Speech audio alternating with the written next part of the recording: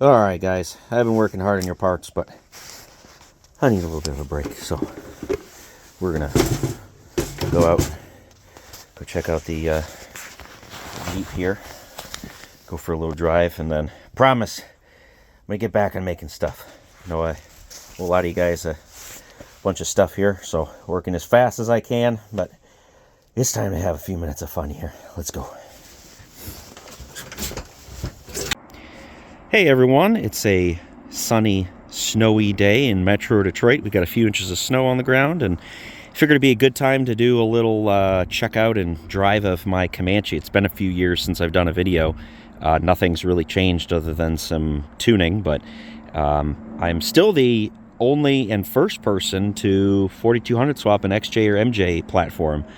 Did this back in 2015. And this was originally a two-wheel drive four-cylinder I got out of Virginia. I'm the second owner of it. 2.5 litre. There's not many people get the Doak MJ plate. Nobody seems to understand that, but I thought it was kind of funny. So yeah, that's the Comanche. Originally swapped it to four-wheel drive and kept the 2.5 liter, but need a little more power than that. It was dead nuts reliable, but you know, you need more power. So it's got a 3-inch lift on it with some 31 by 10.5s. I eventually want to do 33 by 10.5s. Not any wider because I don't like the bro truck look. I love pizza cutters and feel like they fit this era of truck really good. So it's pretty clean. It's got a couple small rust spots starting like on the bottom of the door, but overall, you know, being from Virginia, it was pretty clean overall. So yeah, this is see, the last time I raced this at Atlas Nationals. Hasn't done a ton of work since then, but yeah, I like to use this thing for storage in the interim. But yeah, it's got a AX15 5-speed, which you can go on the Vortec 4200 wiki and see how I adapted that to the AR5, which is not hard at all. It's basically just a bell housing and a throwout bearing spacer. But I'm going to go ahead and go show you the engine on this thing. Oh, it might already be open.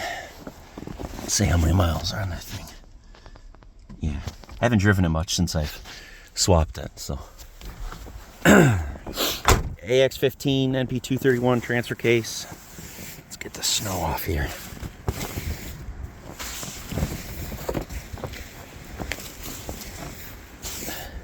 This will be a true cold start video. I can promise you I haven't started it since then. There's one of the trail balsers. And I'm going to be doing a super cheap DIY turbo setup on it just to show how cheap you can turbo these things. You don't need to do $1 million to do it. So stay tuned for that in a couple months or so. Let's get all this snow off here. I don't drive this thing in the salt. I did it for a couple years when I bought it in 2013 because that was what I needed to do. But you can see the Virginia inspection sticker. Had a Mustang as a daily driver at the time, and got about 14 inches of snow in Michigan, and despite having snow tires on the Mustang, just wasn't going to cut it.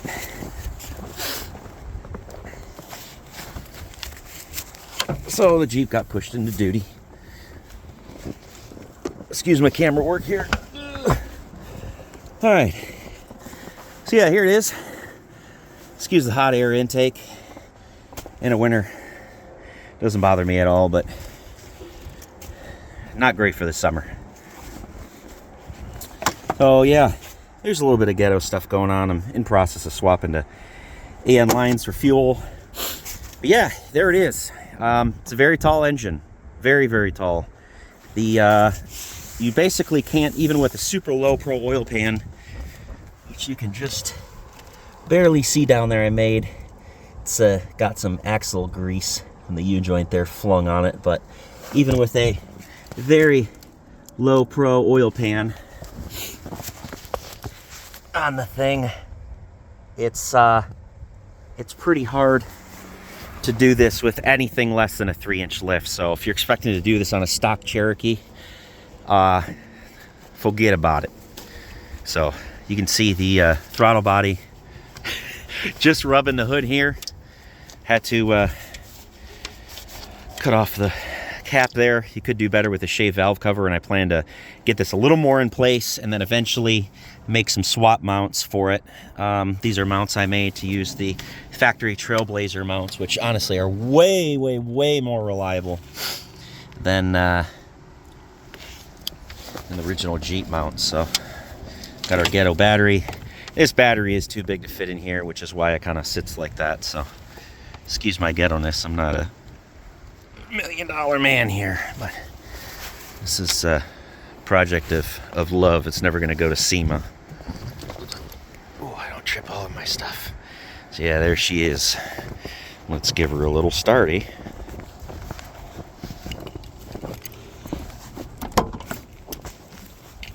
Hopefully the battery's not dead. Kids' school stuff there. 5-year-old likes to ride in here. He thinks it's fun. So, yeah, excuse the wires dangling down. Like I said, not a SEMA truck. If you want to check out a funny cold start video, go on Facebook. That's where that's from. Oh man, left some residue. All right, we'll see what this starts here. Oh, an annoying Jeep buzzer. Hasn't been started in a month? Couple months? I don't remember.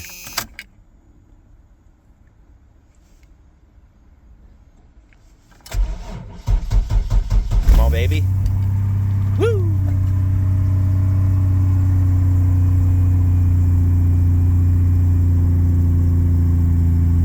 So this is a good example of why, if you're not doing a crazy build, man, a stock ECU. I'm about 5 miles from the GM Milford Proving Grounds here, where GM's been doing all their testing since the, I think, early 1930s for their cars, and that's where all the calibration engineers that sit and develop these.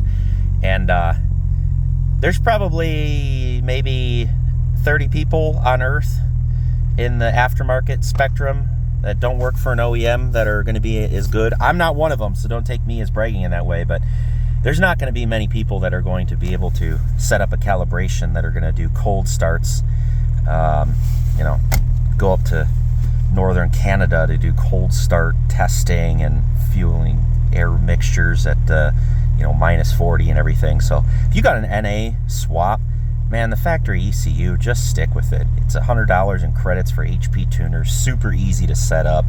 So that's my little spiel. I'm actually going to be switching to a aftermarket ECU on a big horsepower build, so don't take it that I'm you know, only pushing the factory ECUs. There's definite limitations, but man, if you're 500-600 horsepower or under, you can definitely make it work. And you know, the ECUs are free almost everywhere. So yeah, we're gonna let this thing warm up a little bit. You're gonna notice the AFRs right now, it's disconnected on the O2s because I was doing some tuning, so we're not going to be referencing that open loop on the tables, but you're going to notice the AFRs are a little bit wacky right now, but these engines will take some abuse, so I ain't worried about it. But yeah, let's get this thing cleaned off a little bit more, and we will go for a drive. All right, we're about ready to go here, and forgot to mention full drivetrain on this. Like I said, Vortec 4200, AR5 bell housing, and Jeep AX15 with an MP231 transfer case. Front is a non-disconnect Dana 30 with 410s and a Detroit True Track. And there's going to be people, Dana 30, gross.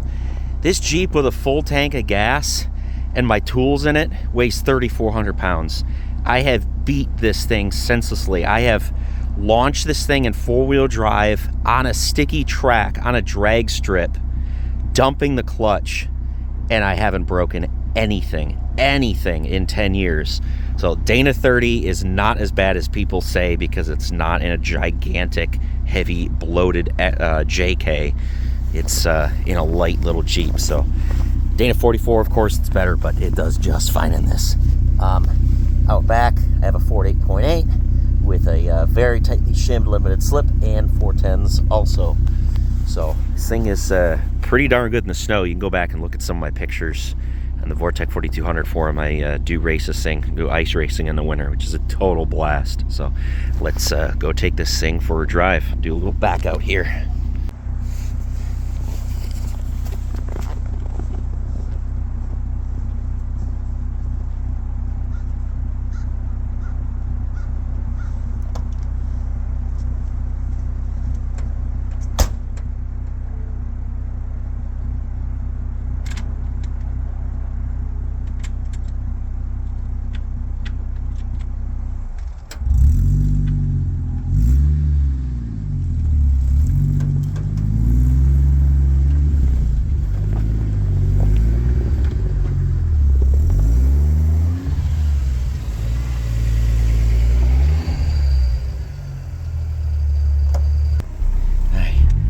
Even on my daily driver Colorado, have snow tires because you can't beat Blizzaks for stopping and turning in snow. I don't care how many drive wheels you got, but even with these BFG all-terrains, man, limited slip front and rear, and a lock transfer case, things are unstoppable. Oh man, it looks like they might have salted the roads already. Alright, well, one little time won't hurt, eh?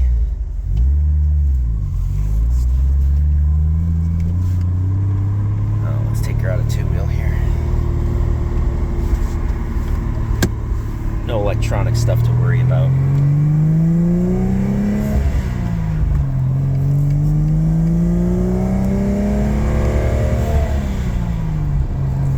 So a lot of people wonder why I didn't do a stroker. I have owned a lot of Jeep 4-liters, and they are no doubt one of the best and most reliable engines on the planet. Honestly, they're more reliable than a 4200. I mean, the 4200 is pretty darn good, and I've only 300,000 miles on it, but, you know, nothing beats an AMC designed inline 6. So why did I do it with the 4200? Well, I've owned a ton of 4-liters, so one, I got a little bored. Two, there's a lot of people that say, oh, it's a dual rear cam motor, it doesn't have any torque. That's total BS. It's all in the valve timing. It's all in the valve timing. A dual overhead cam motor can have just as much or more torque than a pushrod motor. So a lot of people say, oh, these motors don't have a lot of low-end torque. Well, that's because they have so much high-end power that they feel like they're a little bit lazy on the bottom end. Couple that with the Trailblazer tune that tries to save one of my most disliked transmissions on the planet, the 4L 4L60, and you have something that from the factory in a Trailblazer seems like it's just dead and lethargic. But once you get them out of the Trailblazer body, especially coupled with a manual transmission, or even in a Trailblazer, you get rid of all the torque management, man, these things come alive. I tell you what, I do not miss a cable throttle whatsoever. These are extremely reliable, and I'll just kind of show you the throttle response here. Well, let me get off the dirt road first. Yes, we're in Michigan. Yes, we're in Metro Detroit, albeit, you know, pretty far out from Detroit. But Michigan has dirt roads everywhere, even with really fancy $700,000-$800,000 houses. We have dirt roads. Why? I don't know. We don't have enough money to fix the roads, even though we tax like crazy. Whatever. Non-political, but it's a little bit of BS. You can't have anything nice around here in these dirt roads. But it's a Jeep. I don't mind. So, anyway, I'll show a little bit of the throttle response here.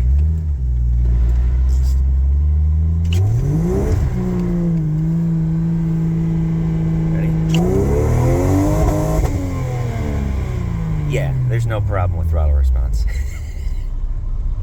Guys thinking, what am I doing, man? Alright. Another throttle response. Alright, bummed out my camera pooped out on me right as I made a hit. And my windshield wipers, I think, just blew a fuse. So, we're going to get off the dirt road onto a paved road.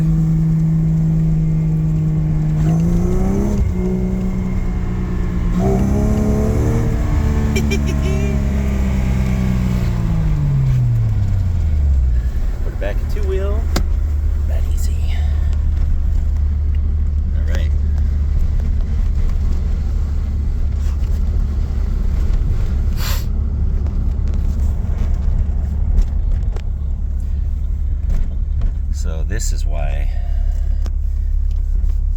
I love 4200.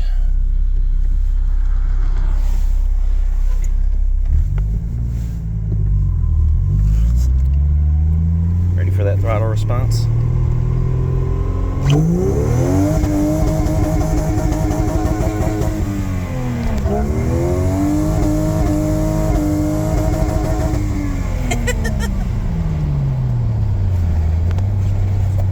Oh, that never gets old. That never gets old. This guy in his $1 million house here is thinking, what is that crazy redneck doing? Yeah, I'm having fun. You should have fun too. So yeah, it's a little bit of a drive of the Jeep here. Like I said, man, a 4-liter stroker turned into a 4.5 or 4.6 is freaking awesome. Oh, lots of Jeep AMC inline 6s.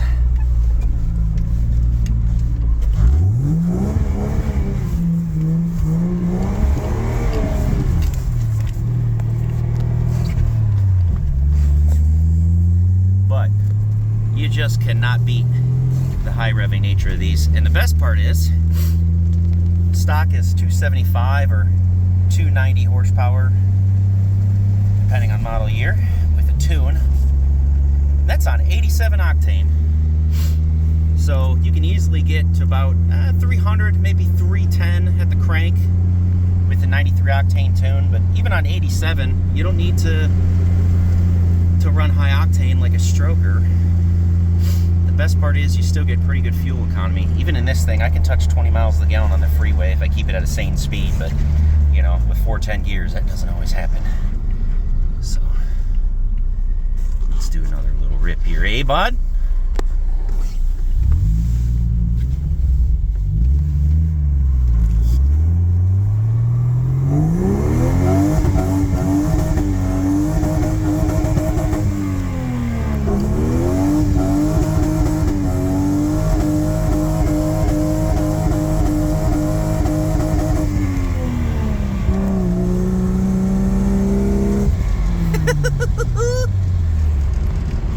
Sorry, I laugh like a little kid every time I drive this thing.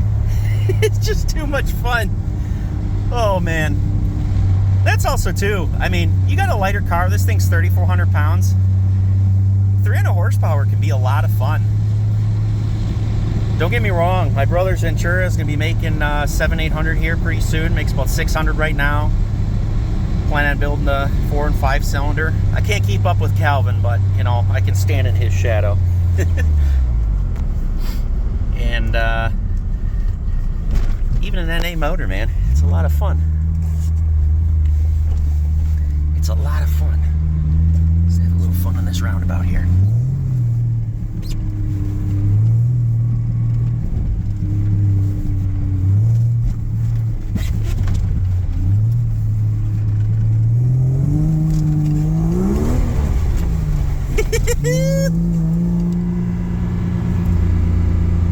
That's gonna be a problem without wipers. I gotta pull over and fix that. No wonder we weren't drifting good. I forgot I had a 4-wheel drive. But there's about 10 inches of snow here on the side, so we're gonna 4-wheel drive. Pull up for that. All right.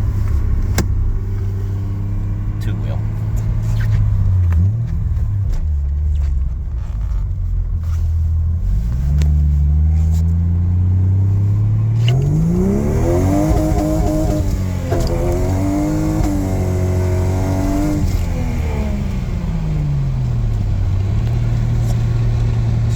Behind us going, what the hell? Like I said, I just can't get enough of this thing. Every time I drive it, just puts an absolute smile on my face. And I mean, you can see the torque in this thing. Even from low RPM, it'll pull out of the dig.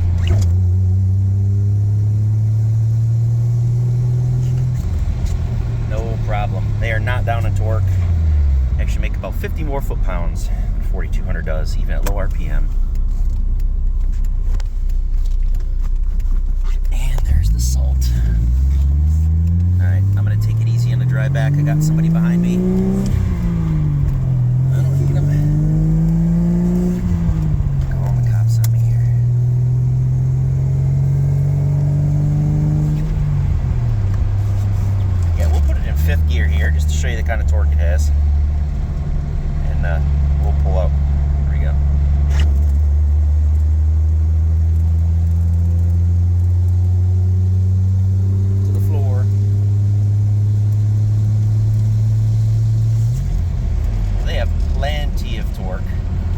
let the stock calibration fool you in the Trailblazer. All right, I ran out of room on my phone, so had to delete the last bit of that video there. Yeah, thanks for coming on a ride with me. I said the Vortec 4200 isn't for everybody. There's a reason the LS exists, and yeah, it's awesome, but this thing is pretty dope, if you ask me. So, atlasinds.com, shameless plug. Go check out some of my stuff. Check out my YouTube, Atlas Industries 4200. And I hope you guys have a safe, and if I don't put any more content, a safe, happy Christmas, holidays, or whatever you may or may not celebrate. I hope you have a wonderful time at that. And I'll do one last little pull to send this off here. Let's wait for his Bronco to pass here.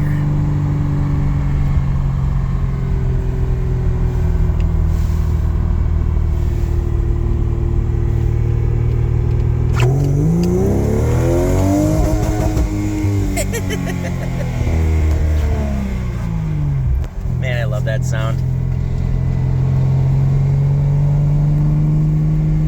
By the way, I drive this thing like that every single time I drive it. If that gives you any proof of durability, 4200.